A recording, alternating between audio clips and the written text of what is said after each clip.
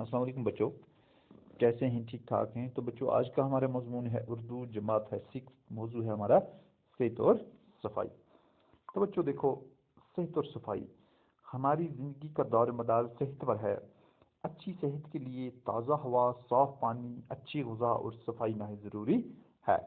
خوراک اور پانی کے بغیر ہم کچھ دن تو زندہ رہ سکتے ہیں، لیکن ہوا کے بغیر ایک پل بھی زندہ رہنا مشکل ہے۔ ہم تقریباً ہر 5 سیکنڈ میں ایک دفعہ سانس لیتے ہیں۔ ہم ناک اور منہ کے ذریعے سانس لیتے ہیں۔ تو بچوں دیکھو، ہماری جو زندگی ہے اس کا دار و مدار صرف صحت پہ ہے کہ اگر ہماری صحت اچھی ہے تو ہم زندگی میں ہر ایک فیلڈ میں کامیابی حاصل کر سکتے ہیں، ہر جگہ کامیاب ہو سکتے ہیں۔ اگر ہماری صحت اچھی نہیں ہے تو ہم زندگی میں کچھ بھی حاصل نہیں کر سکتے ہیں۔ تو اس وجہ سے ہمیں بچوں صحت کا خاص خیال رکھنا چاہیے۔ تو اچھی صحت کے لیے ہمیں کیا چاہیے بچوں؟ تازہ ہوا چاہیے، صاف پانی چاہیے، اچھی غذا چاہیے اور صفائی نہایت ہی ضروری ہے، کیونکہ ہمیں ہمیشہ صفائی کا خاص خیال رکھنا چاہیے۔ تو بچوں خوراک اور پانی کے بغیر ہم کچھ دن زندہ رہ سکتے ہیں۔ اگر ہمیں خوراک بھی نہیں ملے گی، پانی بھی نہیں ملے گا تو بچوں ہم کچھ دن زندہ رہ سکتے ہیں، لیکن ہوا کے بغیر ہم ایک پل بھی زندہ نہیں رہ سکتے ہیں۔ ہمیں ایک پل بھی زندہ رہنا بہت مشکل ہو جاتا ہے۔ ہم تقریباً بچوں ہر 5 سیکنڈ میں ایک دفعہ سانس لیتے ہیں۔ تو بچوں ہم جو سانس لیتے ہیں وہ ہم اپنی ناک اور منہ کے ذریعے سانس لیتے ہیں۔ تو دیکھو بچوں، ان دونوں کو صاف بھی کرتے رہتے ہیں۔ ناک اور منہ کی طرح ہماری جلد کا بھی اپنے محض کام ہے، لہذا جلد کو بھی صاف ستھرا رکھنا نہایت ضروری ہے۔ تندرستی اور بیماری دونوں حالتوں میں تازہ اور صاف ہوا انسانی زندگی کے لیے لازمی ہے۔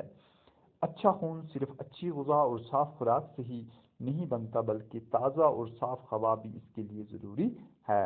صبح سویرے ہوا خوری سے سستی دور ہو جاتی ہے۔ تازہ ہوا میں تھوڑی بہت ورزش بھی کرنی چاہیے، اس سے جسم کے تمام اعضاء تندرست اور توانا رہتے ہیں۔ تازہ ہوا غذا کے ہضم ہونے میں بھی مددگار ثابت ہوتی ہے۔ تو بچوں دیکھو، جب ہم ناک اور منہ سے ہوا لیتے ہیں تو ہمیں ان دونوں کو ہم صاف بھی کرتے ہیں۔ ناک اور منہ کی طرح ہماری جلد کا بھی اپنا محض کام ہے کہ جو ہماری جلد ہوتی ہے بچوں، ہماری جو چمڑی ہوتی ہے اس کا بھی ایک اپنا کام ہے، لہٰذا جلد کو بھی صاف ستھرا رکھنا نہایت ضروری ہے۔ تو ہمیں بچوں اپنی اس جلد کو بھی صاف ستھرا رکھنا بہت ہی ضروری ہے۔ تندرستی اور بیماری دونوں حالتوں میں تازہ اور صاف ہوا انسانی زندگی کے لیے لازمی ہے۔ یعنی کہ اگر ہم تندرست ہوں گے، صحت مند ہوں گے، یا اللہ نہ کرے کبھی بیمار ہوتے ہیں، تو ان دونوں حالتوں میں ہمیں صاف ہوا بہت ہی ضروری ہے۔ ان دونوں حالتوں میں ہمیں جو تازہ اور صاف ہوا ہے بچوں وہ بہت ضروری ہے۔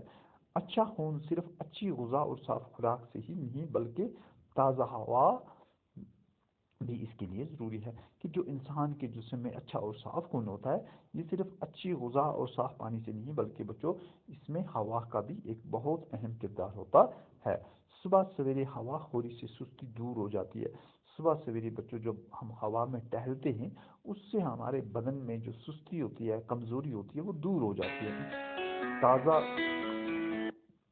ہوا میں تھوڑی بہت ورزش بھی کرنی چاہیے۔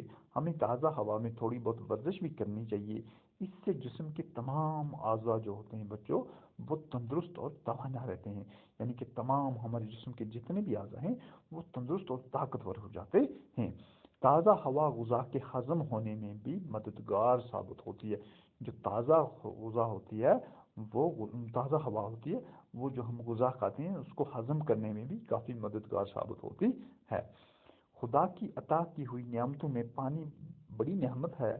ہمارے جسم کی 3/4 حصہ پانی کی شکل میں ہے۔ پانی خوراک کو اچھی طرح ہضم کرنے میں مدد کرتا ہے۔ پانی کے لیے پاک اور صاف پینے کے لیے پاک اور صاف پانی کا ہی استعمال کرنا چاہیے۔